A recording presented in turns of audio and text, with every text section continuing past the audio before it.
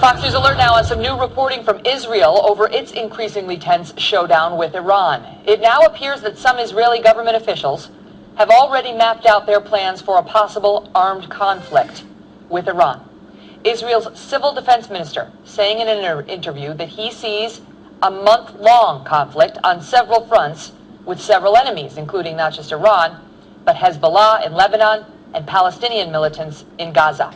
He also warns hundreds of missiles could hit Israeli cities daily in the event of Israel choosing to attack Iran's nuclear facilities, potentially killing, they estimate, about 500 Israelis.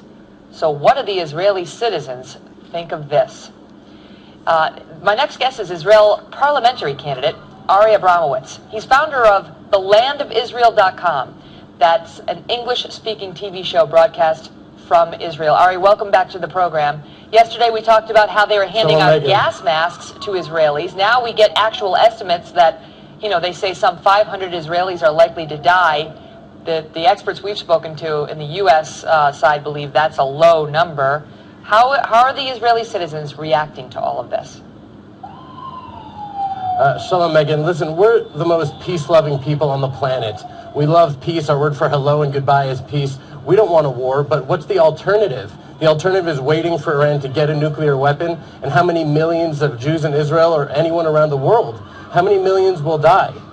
So there you go, folks. Israel's a peaceful nation, and Jews around the world are going to be under attack around the world globally if Israel doesn't strike Iran.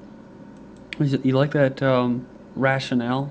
Remember I just covered about how Iran holds the third largest Jewish population. I think they're going to be okay. But it does make sense that Fox News would have basically a Zionist on there to interview him. And, this is before the, November elections and stuff like that. So, got a lot of news to cover in this first part. So, thank you for joining me. This is GGN. My website's ggnonline.com, and on YouTube, my channels are ddarko2012, and my backup channel is ddarko2013. Alright, this first article I have up is basically following that video. Israel prepared for a 30-day war with Iran.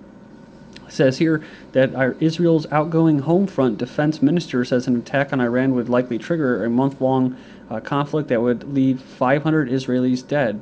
So everybody's warning Israel, too, including the United States, and that if they do decide to go ahead and attack unilaterally, quote unilaterally, it's going to create a large regional war.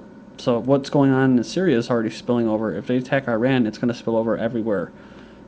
So, you could take that 500 and put easily 50,000 within a 10-year period. Richard Silverstein told the BBC that he had been given an internal briefing memo for Israel's 8-member security cabinet, which outlined the Israeli military and what they would do to prevent Iran from developing nuclear weapons, which of course hasn't been proven yet, but either way, says here the purported leaks suggest that the military operation would begin with a massive cyber attack against Iran's infrastructure, which Israel has actually already been found to be doing that, followed by a barrage of ballistic missiles launched at its nuclear facilities, which I don't doubt will happen, because I remember hearing someone recently say that Iran's a pretty high-tech country, sophisticated and stuff like that, so they're going to have a lot of their stuff underground, so I don't know, maybe they're going to be able to do that, but military command and control systems, research and development facilities, and the homes of senior figures in nuclear and missile development would also be targeted.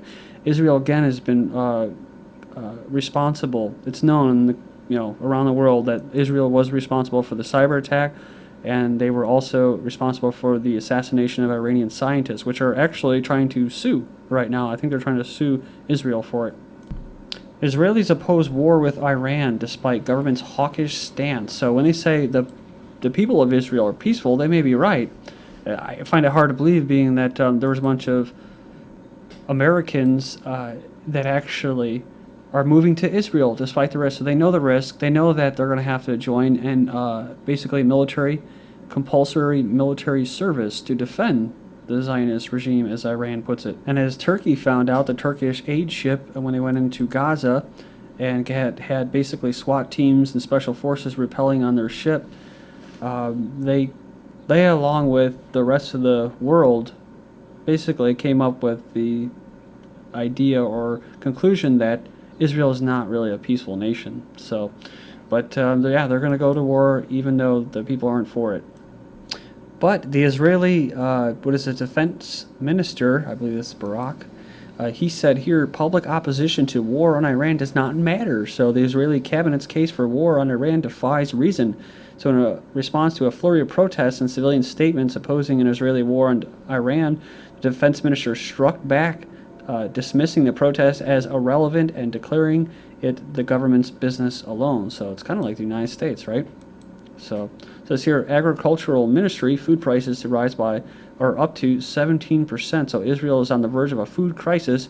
Also, they have an energy crisis. They don't even have enough power, or their power keeps going out, having blackouts. Yet they're going to declare war on other countries. So it's just fascinating. It sounds like the United States, which is, I mentioned this before, Zionist-occupied country, so territory. It says here, Iran on Israel, existence an insult to all humanity. So is he saying that he's going to attack Israel and wipe them off the map? No, he's saying that they're illegitimate. So he says here that the president of Iran said that his attack on Israel was an effort to protect the dignity of all human beings. The existence of the Zionist regime is an insult to all of humanity, he said while addressing the worshippers at Tehran University. He also said, today confronting the existence of the fabricated Zionist regime is in fact protecting the rights and dignity of all human beings. And Saudi Arabia, of all countries, they're also having some dissent and some protests and stuff going on in their own country. They've been, clamping down on neighboring countries like Bahrain and all that, dressing up as Bahraini officers and basically helping out Israel and the United States. And it says here, this was kind of a shocker, Saudi Arabia to shoot down Israeli fighter jets, has warned that they will intercept Israeli fighter jets that enter its airspace en route to an attack on Iran. So I found that very hard to believe. But then when you see this is August 16th. This was dated August 10th. So August 16th, Saudi Arabia's national oil company kills network after a cyber attack. So said here it's the largest in the world. This company confirmed it's been hit by a cyber attack, like Iran, that resulted in malware infecting the user's workstation but did not affect other parts of the network. So that's Israel giving them a little warning, right? That they don't mess around. And a senior Iranian military commander says that Syria is the red line of anti-Israeli resistance front. He said the Syrian people that have basically become a target for terrorists as well as arrogant regimes affiliated with the West. And then, again, you got another country, France, right? France saying what? Syrian government should be smashed fast. That's right. So what's going on in France? Well, the French economy sees zero growth in the second quarter. Saw zero growth. So, and what else? You have Finland preparing for Euro breakup scenario report. This is just recent from August 17th, but gives you some background that, is Finland calling for war? No. Prepare for riots in a euro collapse, says Foreign Office. So the British embassies in the Eurozone have been told to draw plans to help British expatriates through the collapse of a single currency amid new fears, for neighboring countries. So this is all going on, right? You have the French president saying that the Syrian government should be smashed. Their economy has zero growth, and now they have riots. As was warned, this was, let's just go ahead and check out the date here, waiting for my computer to go down here. November 25th, 2011. So there you go. Almost a year ago they said this. Now look at riots spark fears of economic unrest in the French city of Amiens. The violence has raised fears of more youth unrest as France's underprivileged face a bleak economic future. So yeah, in Greece they're killing themselves, and in other places the youth unemployment is so high, their future is bleak, right? So it says here, world powers ink nuclear deals with United Arab Emirates amid pressure on Iran. 6 companies from the world's nuclear powers have concluded nuclear contracts with the UAE amid the continued opposition of their respective countries to Iran's nuclear energy program. Just to let you know that it's all business, one of these companies is Russia, right? It's supposed to be Iran's ally, will provide raw materials enrichment, uranium, to the UAE's 4 planned reactors at Barakara nuclear facilities in western region of Abu Dhabi. And British warship exercises with Middle East U.S. carrier strike group. So Yeah, that's right. HMS Diamond joins the USS Enterprise to demonstrate the Type 45 destroyer's outstanding air defense capabilities. This is Thursday, August 16th. Then what the big news is what? Oh, it's Assange, right? WikiLeaks, Ecuador. Ecuador grants asylum to Assange, defying Britain. So somehow this had to do with Sweden, and Britain's at the forefront now, right? You got British cops ready to lynch this guy outside his hotel. It says here on Wednesday night, Mr. Patino of Ecuador said the British authorities had threatened to force their way into the embassy, adding, "We are not a British colony." On Thursday, just before the announcement of asylum, President Rafael Correa has said on his Twitter account, "No one is going to terrorize us." So, England, yeah, sending British warships out there to the Middle East, to war posture, getting in the middle of this this deal with Julia Assange and embassies and stuff like that. Bank of England is preparing for a euro collapse. But, all is well on the home front because Prince William rescued a girl. So I guess that makes everything that the British government is doing is great. It's just funny how this comes out right now, right? As far as public relations go, that's the timing, the coincidence. U.S. warns Iran to stay out of Syria. That's right. So a huge bomb blast rocked the heart of Damascus yesterday. That was actually the UN, and the UN building was attacked by the actual rebels that the U.S. and the West are supporting. So, but U.S. is warning Iran to stay out of Syria.